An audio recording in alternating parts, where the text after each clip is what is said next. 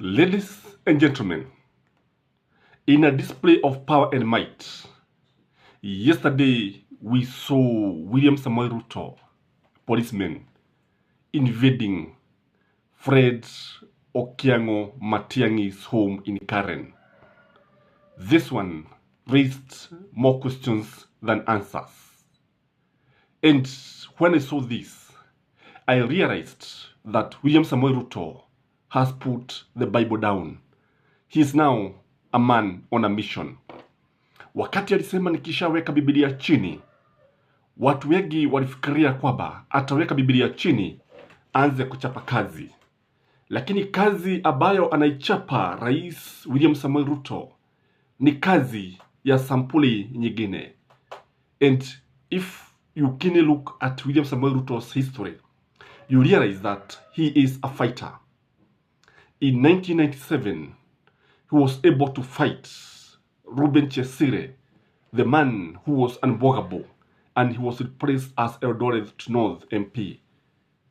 After that, he fought the opposition, and the people who felt the wrath of William Samoei Ruto's Youth for Kano 92 are people like Raila Amolo Odinga, Jaramogi Oginga Odinga, Matian'Gi, Rubia, and so many others. Again, after Moi power came to an end, after the end of the reign of Moi's era, William Samoei Ruto fought the former president, and he won the battle. And he did not stop there. His fight with Uhuru Muigai Kenyatta is clear as daylight to all of us. So this man is a fighter, and he's going to fight Uhuru Muigai Kenyatta and the former members of the cabinet. And he is unstoppable. He is a man on a mission.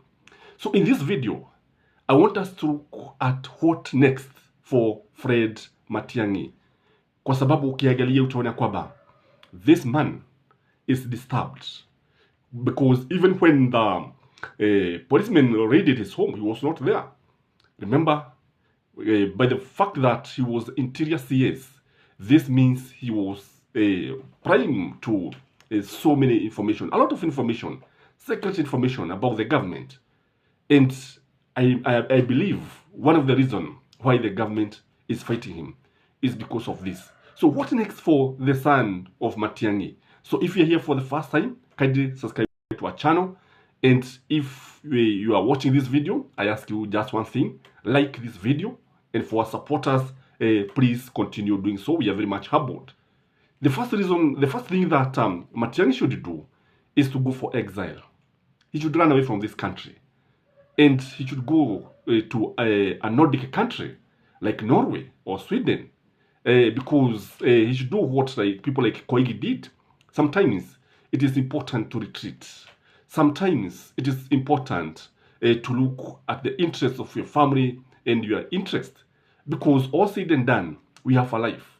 And your life is your own. We don't have two lives. So what he should do, the first option that he has, is to run away. He can also go to United States and say that his life is in danger. And everybody can see that the life of Matian'Gi is disturbed. Because the fact that he was the former CS, and when you see that what is happening, just 6 months into William Samoei Ruto's office, administration that is, utaona kwamba huyu mtu ana sababu zote ambazo zinaweza kumfanya akapewa uraia, hata uraia na mataifa mengine. And he should wait. He should go there even for 5 years to see what is going to happen. Wait if William Samoei Ruto is going to win the second term. That is a good option if you ask me. Because if he is going to live in Kenya, I'm telling you, this government is not going to give him peace. This government is going to create problems for him. Remember, there is the issue of Ruaraka. And jambo la kushangaza ni kwamba Belio Kipsang is a PS education, na wakati ambapo lile shamba ambalo lazungumziwa pale lilikuwa likisema liliuzwa sijui 1 billion, I don't know what happened.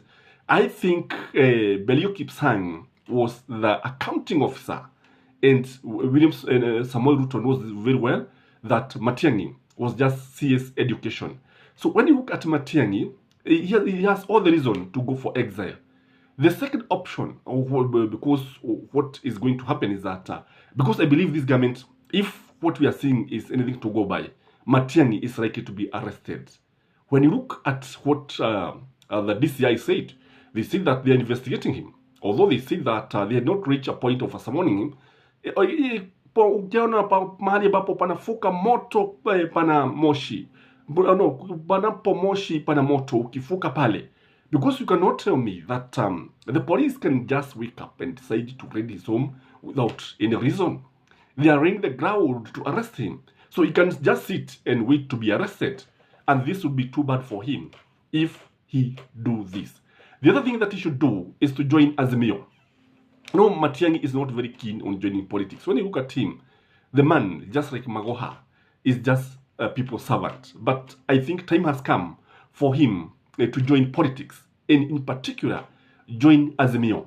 When he joins Azimio, you know, he'll be very much emboldened. He'll be hardened. You know, he's not, the man is not battle hardened, like Raila Amor Odinga, like Orego James, Akina Nyang' Nyong'o. These are guys who are battle hardened, like Babu Owino. So he need to come out. And it is only in politics that he can start fighting. Because one day, I believe, this man is likely to be the president of this country. If all the factors will remain constant, this man is likely to be the president of the Republic of Kenya. And that is why we have always opined that power is transient. It is very temporary. Leo uko hapa, kesho uko mahali pengine. This reminds me of a principal in a girls' school who used to molest, or call it molest, because the punishment was so much. A student. And then the student worked very hard, went to university, and by the time she had graduated and was employed by the Teachers Service Commission, after some times, the former principal had already been demoted in another school where that teacher now, who was now the student, was posted. So what happened? She became the principal. And now she became the boss of her principal. And you can imagine what happened. Because she was telling me, not once, not twice, that she was expelled from school. But now, Sasa, you can see the relationship that was there. This is what came to my mind when I saw the police in Karen raiding the former CS Interior's home. So I think Matian'Gi has the option of joining Azimio and fighting as a politician. The other thing that he needs to do, he can join Kenya Kwanza, by the way. If he joins Kenya Kwanza, it will be a tactical retreat. Because I believe if he's joining Kenya Kwanza, like Akina Sabina Chege are doing, like Kanini Kega are doing, because I believe these guys are doing just what I call political tactical retreat. Sababu ni kule Waswahili walisema mkono usioweza kukata ubusu. Ukiwa hivyo kile ambacho wanafanya ni kubusu mkono ambao hawezi wakaukata. If you can't beat them, join them. So that is what he should do. And this should be tactical, because if we were to join Kenya Kwanza, I think that would be the edge of his kind of life that is living.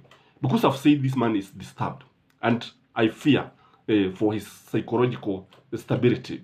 And kwa sababu ukiangalia utaona kwamba this man will completely be disturbed. Again, he can start his own political party. If he starts his own political party, you know, Kenyan politics is tribal, Kenyan politics is regional, whether you like it or not. Hapa ni mtu wetu, bora kiongozi, sio kiongozi bora. If he does this, what he can do is to mobilize the Kisis. And the Kisis will come and defend him. Just like it is very difficult to arrest Raila Amor Odinga, because the people are his defense. The people will come out in large numbers in protest. So, and I believe it's just a matter of time before the Kisis start resisting the what they are seeing. Because a friend of mine was telling me that there's a feeling in Kisii that their son is being harassed. So I think what should happen is that he should start his own political party, and once he has a political party, he can be able now to have somewhere to start. Again, he can call Uhuru.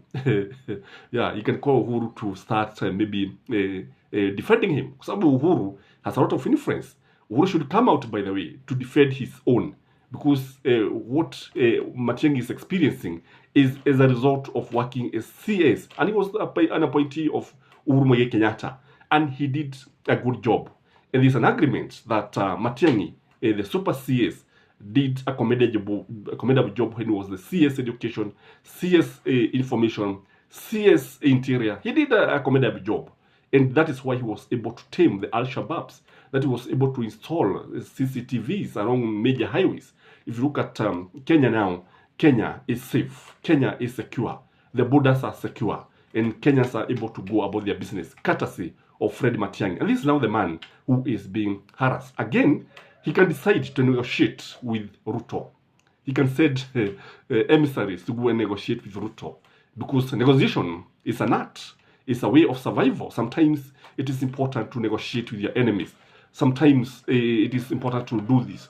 If not this, he can decide to surrender and tell them, come and arrest me, I'm ready, come and do what you want. He can decide to do that, or bury his head like an ostrich.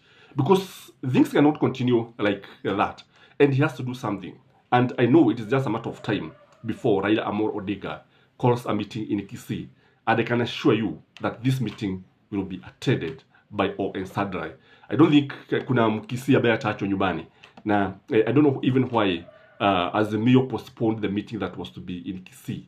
And when you look at the way the man was, his home was raided, you realize that already he had information.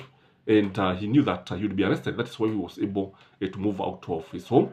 That is why I believe even he was able to maybe remove the data that maybe the police wanted. Because the police are determined, the government is determined to arrest this man, to get information about this man, to stop him. The man is under siege. Because what we can see that when you look at William Samoei Ruto is a man on a mission.